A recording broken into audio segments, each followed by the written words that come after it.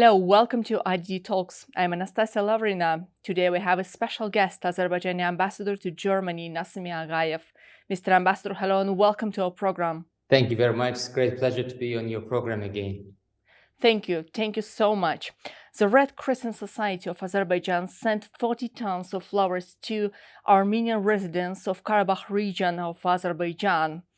The separatists in Karabakh continue to block the road, but at the same time they are talking about so-called humanitarian crisis in Hankendi.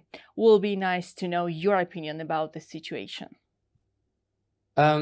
It's quite a mysterious situation. All the time, we've been hearing a lot of tales about the so-called blockade, starvation, or humanitarian crisis. Yet when the aid comes, they refuse to take it. 40 tons of flour sent from Baku to our Armenian residents living in Karabakh are being blocked on the Agdam-Hankendi road at the behest of the extremist Armenian regime in Karabakh. The road was blocked on July 18th with concrete barriers when the EU confirmed the usability of this road. So the first blockage of the road was on July 18th. By the way, the Red Cross also acknowledged that this route could be used. It has a capacity of 17,000 vehicles per day and is much shorter than the Lachen road.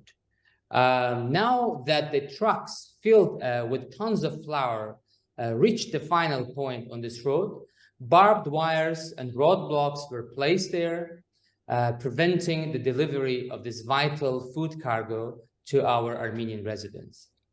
Azerbaijan has also offered to provide our Armenian residents in Karabakh with everything they need. They live on Azerbaijan's sovereign territory, and we consider them our citizens.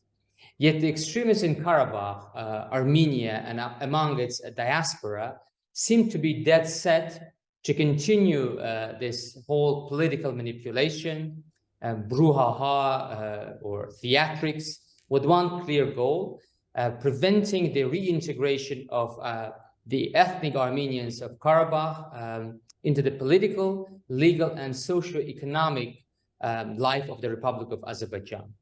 The objective of the extremists is to achieve the opening of the Lachen road without any controls whatsoever, so that Armenia can continue to deliver weapons, soldiers, landmines, and other military supplies to its 10,000 strong illegal troops in Karabakh. This was the situation before April 23rd, when Azerbaijan established its lawful border crossing on its state border with Armenia. Even the International Court of Justice practically confirmed the legality of this border crossing. As any country in the world, Azerbaijan has an inherent right to defend its sovereign borders and territorial integrity and prevent any smuggling across its borders. Once the Agdam-Hankendi road is opened, within 24 hours, the Lachen road can also be fully open for use, however, in compliance with relevant Azerbaijani regulations and laws. Mr. Ambassador, what's your opinion about media bias against Azerbaijan in this particular case? Even some German media sources prefer to spread disinformation about the situation in the region. Yes, that's true. We see a lot of media bias against Azerbaijan these days, including, unfortunately, among German media. We quickly respond to such biased reports and explain our position. Quite often, however, the media conveniently ignore the fact that Azerbaijan has offered an alternative road via Agdam for deliveries to Karabakh, and how this road is now being blocked by the extremist Armenian regime in Karabakh, funded by Armenia. The media also easily forget to mention why Azerbaijan was forced to establish a border crossing in Lachen. It was, as mentioned, to prevent the illegal activities by Armenia violating our sovereignty. And it's also interesting to observe how the media outlets who defend the Ukrainian territorial integrity and refuse to offer any platform for separatists there, are gladly promoting the heavily armed and violent separatism in Karabakh against Azerbaijan, happily interviewing the so-called separatist Armenian leaders, disrespecting Azerbaijan's territorial integrity at every turn. For 30 years, Armenia invaded and ethnically cleansed and occupied 20% of Azerbaijan's sovereign territory, and all these territories were under illegal military occupation. And Armenia committed a terrible genocide against 1 million Azerbaijanis, conducting a massive destruction, a kind of scorched earth policy in the occupied territories. How many articles in leading Western media outlets did we see during these 30 years highlighting the plight of Azerbaijani forcibly displaced civilians, all victims of Armenia's horrible crimes? It is as if Azerbaijani lives never mattered. Such double standards unfortunately continue to this day.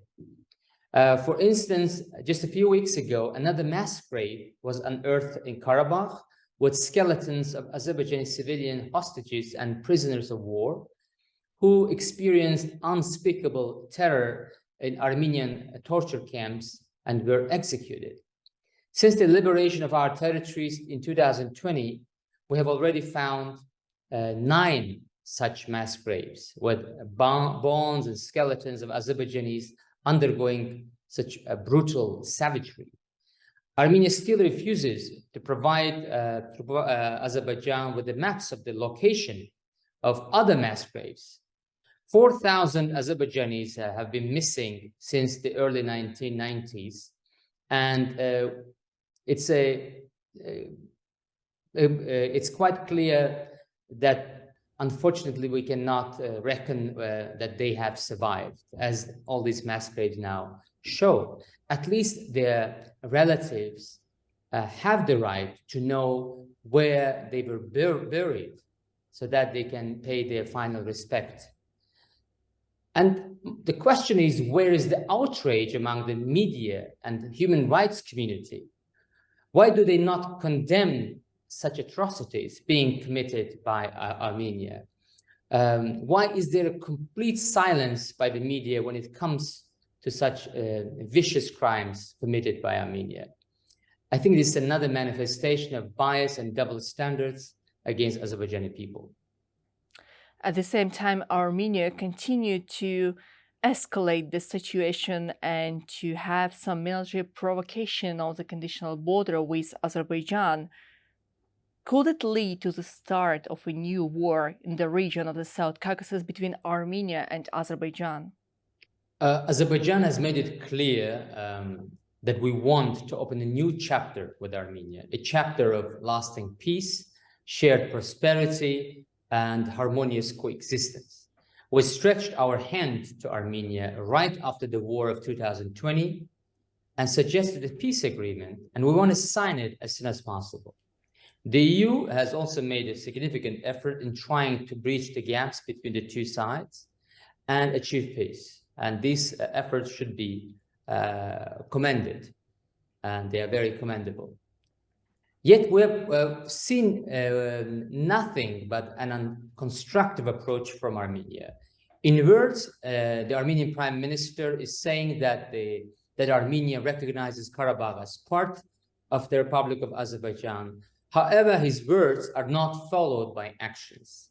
Armenia continues funding the armed separatism in Azerbaijan, refuses to withdraw its 10,000 illegal troops from our sovereign territory, refuses to provide a transportation link connecting mainland Azerbaijan with its exclave Nakhchivan, as it was stipulated in the trilateral agreement signed by Armenian Prime Minister himself in 2020, so on and so forth. Armenia should finally understand that it needs to become a normally functioning state, respecting international law, enjoying good relations with its neighbors, and providing a better welfare for its population. Continuing to raise territorial claims against Azerbaijan will not bring the much-needed peace and will only hurt Armenia. This voracious appetite for medieval-style land grabs that's prevalent in Armenia and amongst its radical diaspora should be tamed for the sake of Armenia's own future, for the future of the Armenian people. Armenia should also realize that all those foreign actors, including wealthy lobby groups, who are encouraging it to continue its maximalist positions, do not have Armenia's best interests at heart.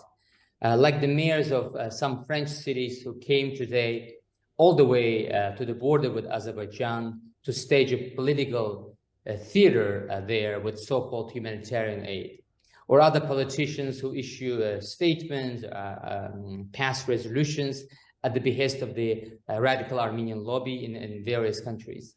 They have no interest in Armenia achieving peace with Azerbaijan, as well as with Turkey, and opening the borders, enjoying cross-border trade, shared prosperity, a better welfare, better well-being for their people. So it's not what they're interested in.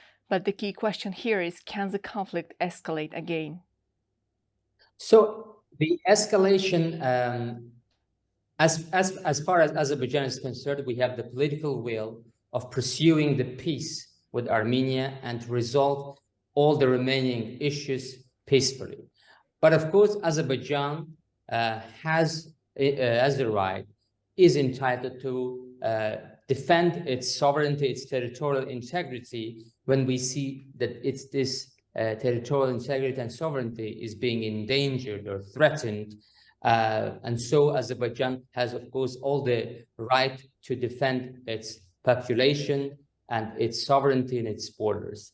Azerbaijan is now investing billions of dollars in the liberated areas. So the last thing Azerbaijan would want is another escalation, is another war in the region. So it's the high time for Armenia to make its mind and sign the peace treaty with Azerbaijan. Mr. Ambassador, how do you see the future role of the European Union in the negotiation process between Yerevan and Baku? The EU, as I said, has played a very important role under its President Charles Michel. They hosted several meetings in Brussels, and several important progress were made during these meetings.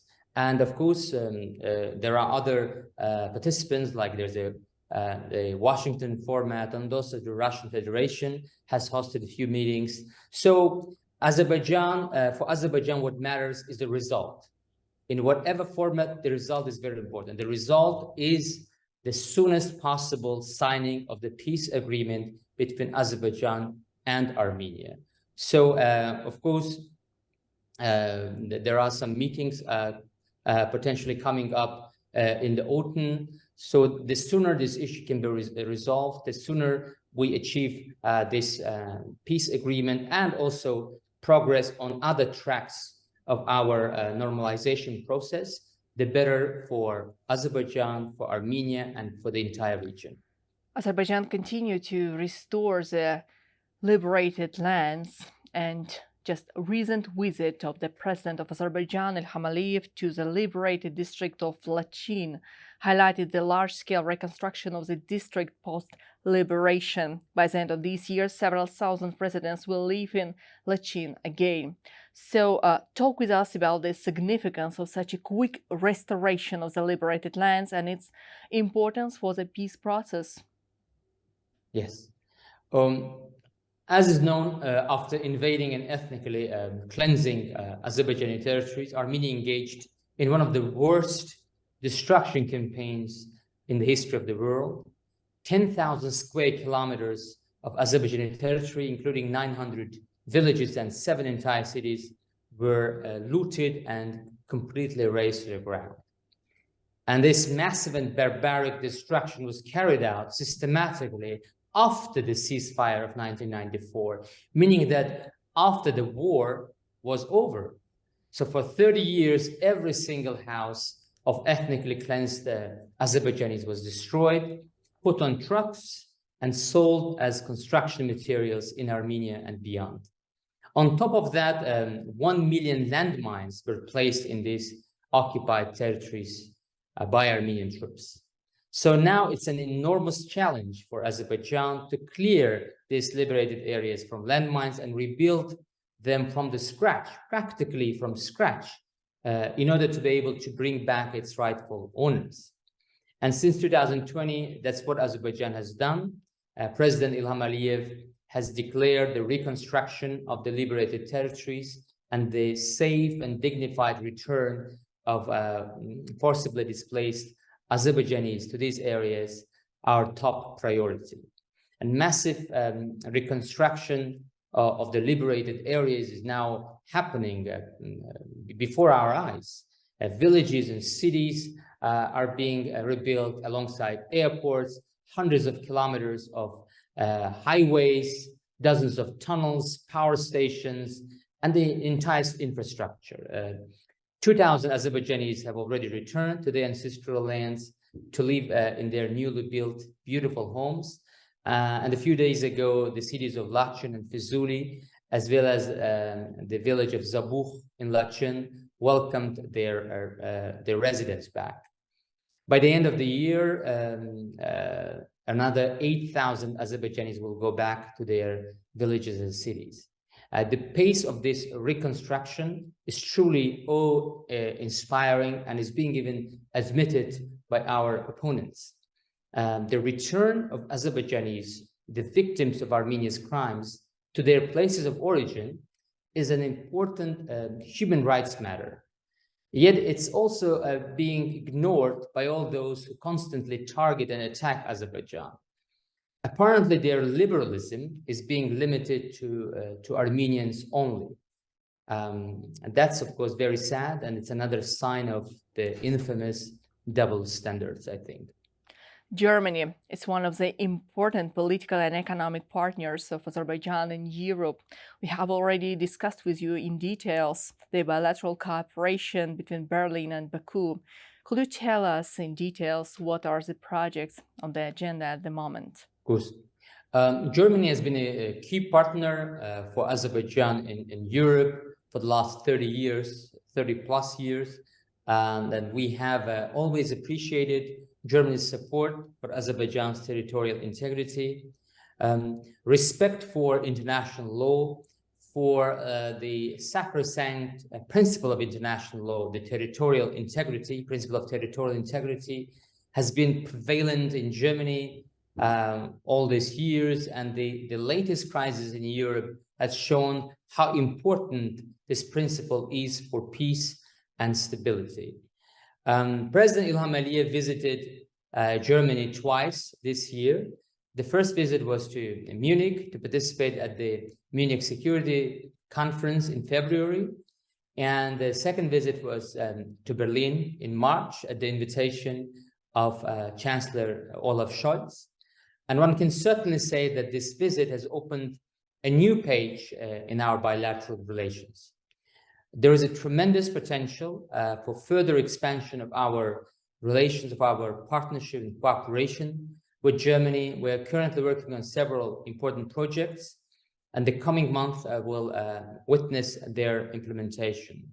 Of course, energy sector is a very important sector of our bilateral cooperation. The opportunities here are tremendous, but also there is a strong interest among German businesses, among German companies to do business with Azerbaijan, to invest in Azerbaijan, including in the liberated areas of Azerbaijan. And so exchange of delegations are being planned so that we can have a very thorough discussions on all these matters where we can partner and work together. As well as in other areas, in cultural, humanitarian areas, we are working on several other important projects. So, and the near future will show the results of this work. Thank you. Thank you, Mr. Ambassador, for joining Guides Talks today. It was a real pleasure talking with you. Thank you. Thank you very much. Great to be with you on this program.